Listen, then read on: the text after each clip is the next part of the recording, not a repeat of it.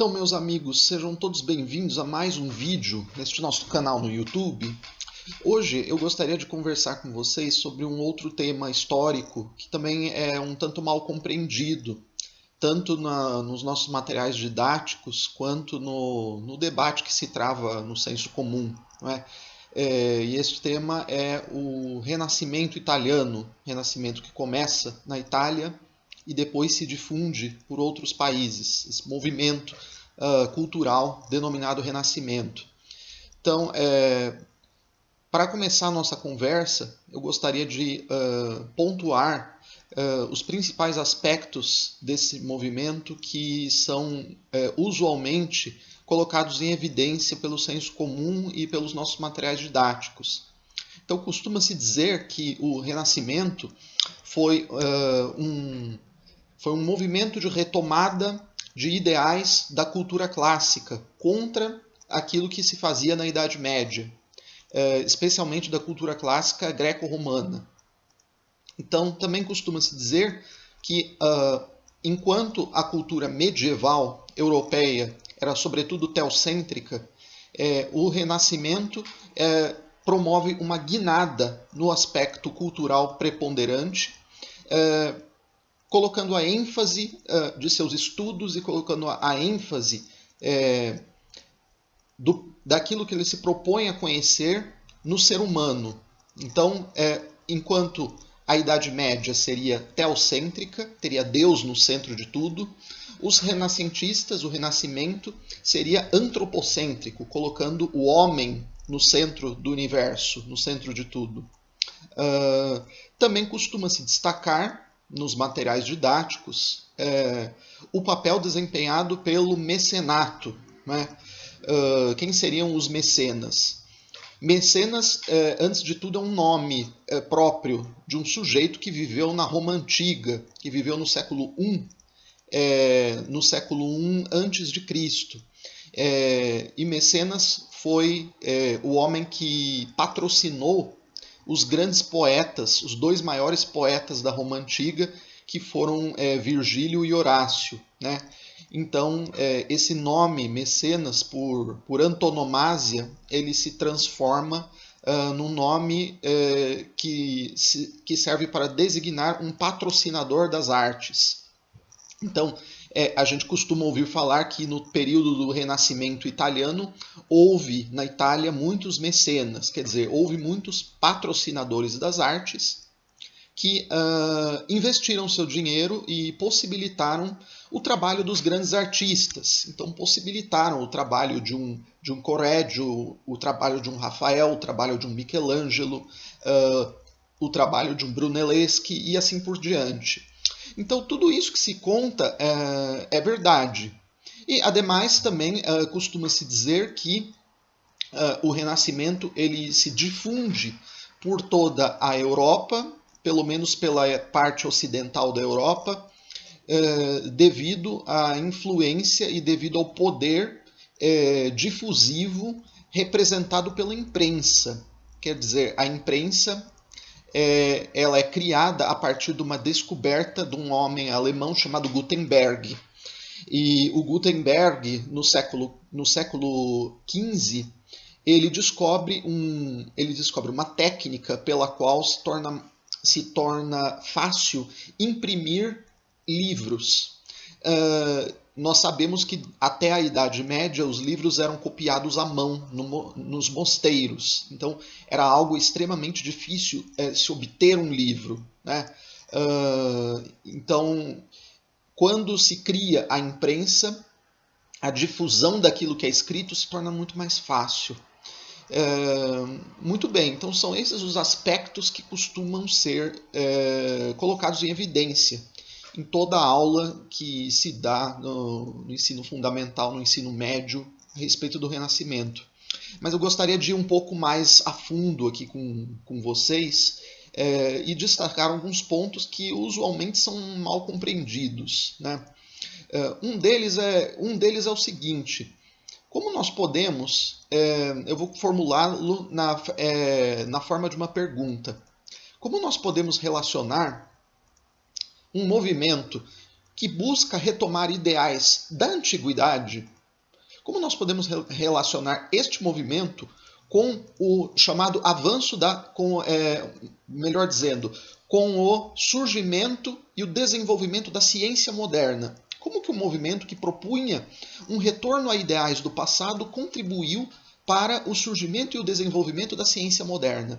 Porque esse é considerado o grande fruto do Renascimento, né? O Renascimento ele teria gerado as ciências modernas. Então, a grande figura, vamos dizer assim, o fruto maduro do Renascimento seria Galileu, né? Seria Galileu com suas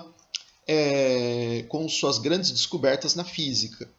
Então eu queria aqui examinar com vocês quais elementos pertencentes a este movimento do Renascimento eles possibilitaram o surgimento desta ciência moderna e também o surgimento de uma visão de mundo que fundamentalmente é a nossa. Então, antes de tudo, vamos chamar a atenção para um aspecto político, para o aspecto político da situação das cidades italianas, das cidades do norte da Itália, no século XIV, que foi quando começa este movimento chamado Renascimento. As cidades do norte da Itália, Veneza, Florença, Milão, elas estavam sob domínio titular do chamado Sacro Império Romano Germânico. Então, os imperadores germânicos eles eram os soberanos titulares dessas cidades do norte da Itália durante a Idade Média. Só que acontece o seguinte, esses imperadores, durante a Idade Média, eles se envolveram num conflito muito exacerbado contra o papado. Este conflito desgastou politicamente ambos os lados. De modo que quando esse conflito se arrefece, quando ele termina, lá pelo século XIII, tanto um quanto o outro poder, quer dizer, tanto o poder do Sacro Imperador Romano Germânico, quanto o poder temporal do Papa, quer dizer, o poder que o Papa tinha de governar em assuntos mundanos, em assuntos temporais, ambos poderes estavam enfraquecidos. De modo que o Sacro Imperador Romano ele não exercia de fato o poder sobre as cidades italianas do norte. Então o que começa a acontecer? Indivíduos aventureiros eles começam a tomar o controle dessas cidades. Eles começam a tomar o controle e a se proclamarem governantes, se proclamarem príncipes e governantes dessas cidades. Acontecem então várias revoluções nessas cidades, né? Várias revoluções com troca de governante. E esses governantes que tomavam o poder, geralmente pela astúcia ou pela força, eles queriam parecer para o mundo que eram governantes legítimos. Então, querendo parecer governantes legítimos, o que eles faziam? Eles desejavam montar em torno deles um aparato, uma corte, extremamente suntuosos e luxuosos, que mostrassem para o mundo a magnificência que eles possuíam. Para fazer isso, eles contavam com recursos bastante abundantes. Por quê? Porque a Itália se tornou o foco, o centro do comércio mediterrâneo reaberto pelas cruzadas. Então chegava muito dinheiro, chegavam muitas mercadorias naquelas cidades do norte da Itália. Essas cidades, sendo muito ricas, os seus governantes eles podiam dispor de grandes recursos para montarem um aparato faustoso em suas cortes. E quem eles convidaram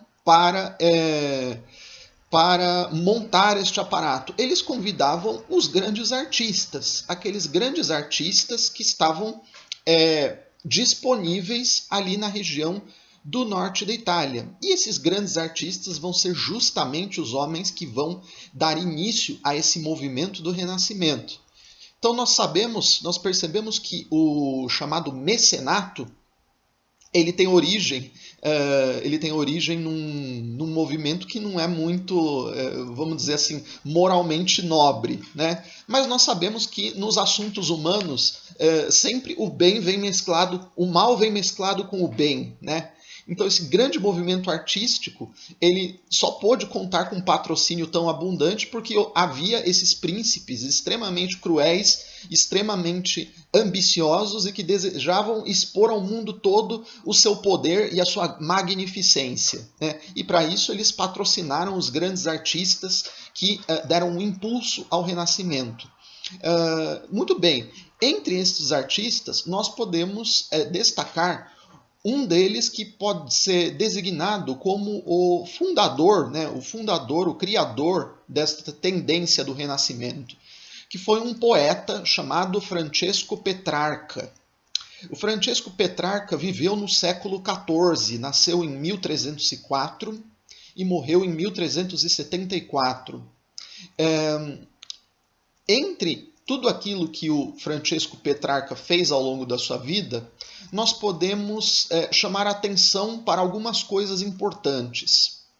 Em primeiro lugar, Petrarca dirige em sua carreira ataques contra o tipo de pensamento e o tipo de visão de mundo que predominava na Europa na Idade Média.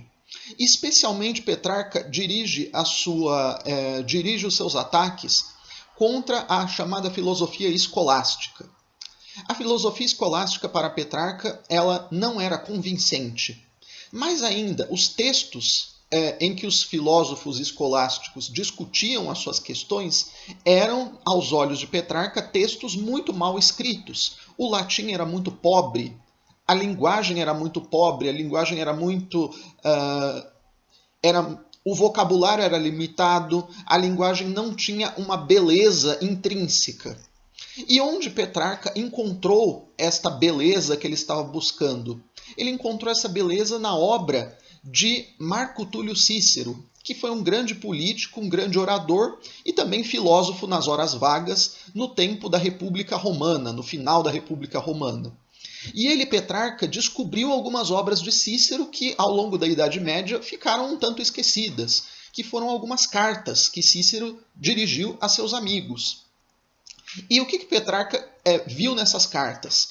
Petrarca, primeiro, ele viu um homem de carne e osso, né? Diferente do Cícero, que era um certo ideal da Idade Média, né? Na Idade Média, o Cícero era conhecido como o autor de um famoso tratado moral chamado Dos Deveres. Então Cícero era visto como um homem grave, como um defensor de uma moral estrita. Agora, quando Petrarca lê as cartas de Cícero, ele vê um homem que também tem suas fraquezas, vê um homem que está ali lutando para ser virtuoso, vê um homem que tem medos, que tem inseguranças, etc. Mas tudo isto ele, Petrarca, vê envolvido numa linguagem maravilhosamente bem adornada. Então, Petrarca, ele começa a escrever imitando o estilo e o modo de Marco Túlio Cícero. E ele cria como um ideal. Ele pensa que a verdadeira beleza ela está nas obras da antiguidade e que a Idade Média teria esquecido esta verdadeira beleza. Ele então vai insistir muito neste ideal. E esse vai ser o ideal que vai dar o pontapé inicial para o Renascimento. Então Petrarca vai dirigir ataques bastante virulentos contra a filosofia escolástica e vai propor uma imitação dos modelos greco-romanos. Então ele vai buscar novas obras de Cícero, novas não, obras que tinham sido de um certo modo esquecidas ao longo da Idade Média. Ele vai estudar profundamente os poetas romanos, Virgílio e Horácio, vai começar a escrever poesias inspirado no estilo desses poetas e vai começar a difundir esse seu ideal pela Itália. É interessante notar, aliás, é fundamental notarmos que o período da vida de Petrarca coincide justamente com o momento em que aconteceu a peste negra, né? Eu disse para vocês no nosso último vídeo que a peste negra acontece na Europa entre 1347 e 1353. Esse é um período da vida de Petrarca. Então o que acontece? E eu disse para vocês no último vídeo que a Europa ela sofre uma modificação radical no seu modo de pensar depois da peste negra. Então, a sociedade anterior à peste não é a mesma da sociedade posterior à peste. Então, é difícil nós fazermos um experimento de como teriam sido as coisas na história se um determinado evento passado não tivesse ocorrido.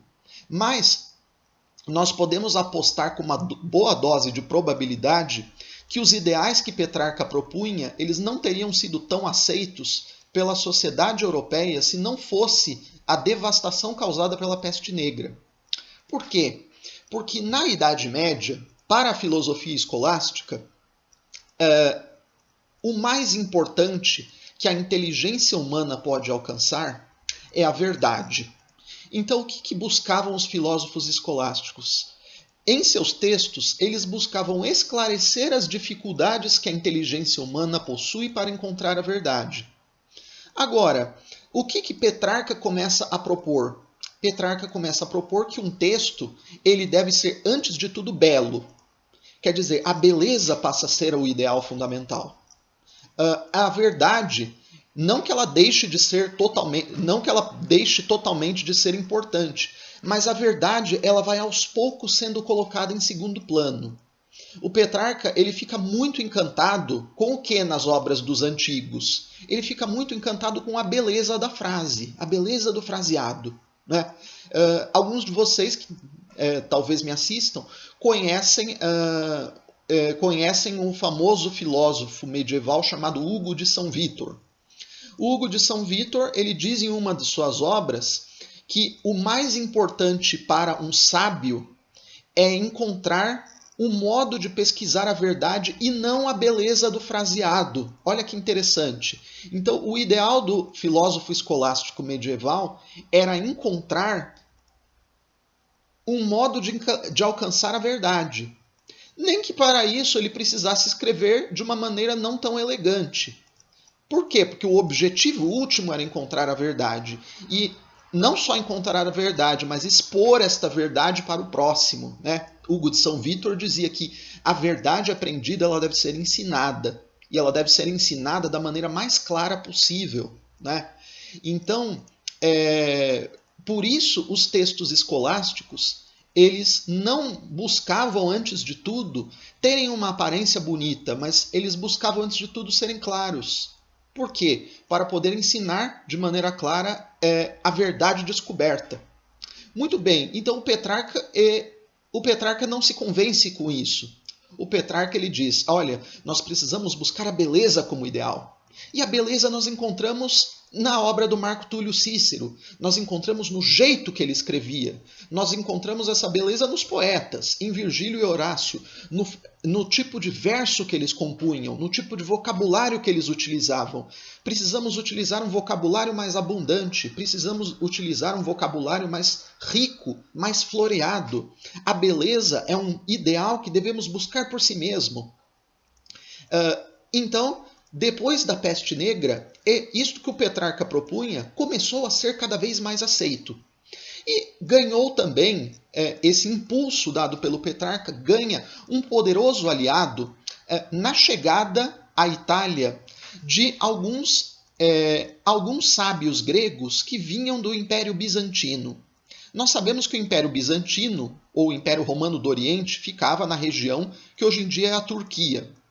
E no final da Idade Média, o Império Bizantino ele passa por uma decadência terrível que vai acabar com sua tomada pelos turcos no século XV.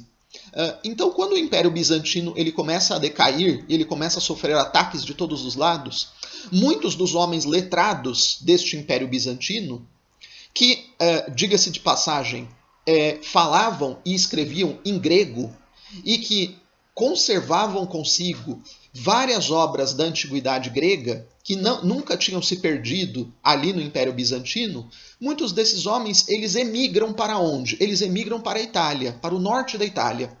E consigo eles levam quem? Consigo eles levam grandes obras de Platão que ficaram desconhecidas na Idade Média. Ao longo da Idade Média, a obra de Platão era pouco conhecida, apenas alguns diálogos eram conhecidos. Se não me engano, o Banquete, o Timeu e a República. Mas a grande massa dos diálogos platônicos, que são mais de 30, passaram durante a Idade Média ignorados.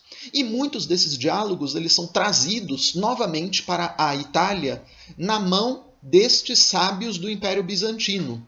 E, como nós sabemos, um dos elementos mais importantes da filosofia platônica é a sua concepção da beleza. A sua concepção da beleza como um elemento último, fundante da realidade, né? Então, a ideia do bem para Platão, ela de certo modo coincide com a ideia do belo. E Platão também, Platão conciliava em si mesmo, em sua obra, tanto a qualidade de grande filósofo quanto a qualidade de um grande escritor. Quer dizer, a escrita de Platão em grego é uma escrita extremamente bela. Os versos que Platão escrevia eram extremamente belos. Então, quando essa obra platônica chega no norte da Itália, ela causa um verdadeiro furor, ela causa um verdadeiro frenesi entre aqueles discípulos de Petrarca. Por quê? Eles falam que encontraram aquilo que estavam procurando. Olha só, nós encontramos um homem que busca a sabedoria e que escreve da maneira mais bonita possível. Então fundam-se no norte da Itália academias platônicas. Muito bem. Agora, não chega apenas a obra de Platão.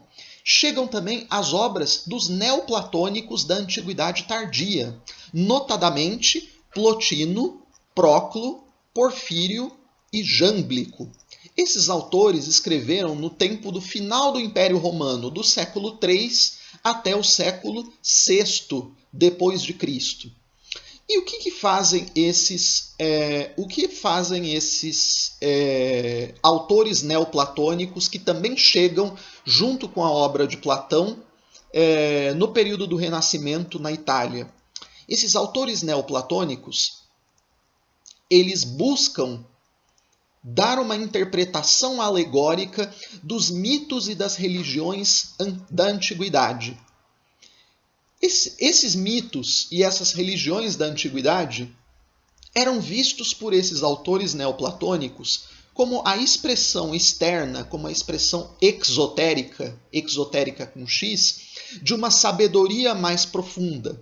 Uma sabedoria mais profunda que estaria acessível apenas à inteligência dos verdadeiros sábios. E essa inteligência dos verdadeiros sábios, ela teria que ser capaz de penetrar mais profundamente nesses mistérios que eram ditos de uma forma popular pela mitologia antiga e extrair deles o seu caroço, vamos dizer assim, o seu caroço de sabedoria profunda, o seu caroço de sabedoria perene.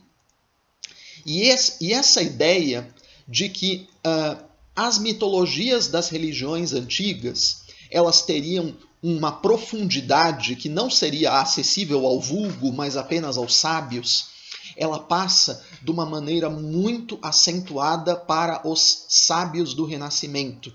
Então nós vamos ver isso de maneira muito clara na obra de um homem chamado Giovanni Pico della Mirandola. O Pico della Mirandola vai ser um grande estudioso da obra de Platão e do neoplatonismo. E o que Pico della Mirandola vai enxergar?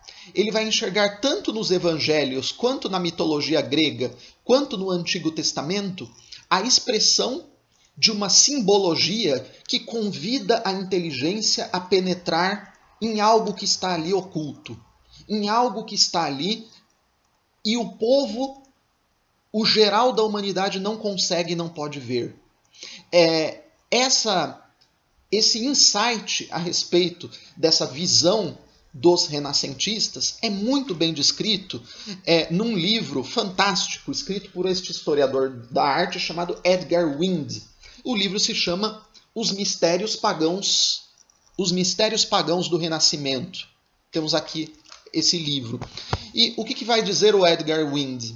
ele vai dizer que entre os pensadores e entre os artistas do Renascimento, vai vigorar de maneira muito forte esta ideia segundo a qual haveria nas mitologias antigas e na religião cristã uma sabedoria oculta, uma sabedoria misteriosa, que só poderia ser alcançada por alguns homens sábios.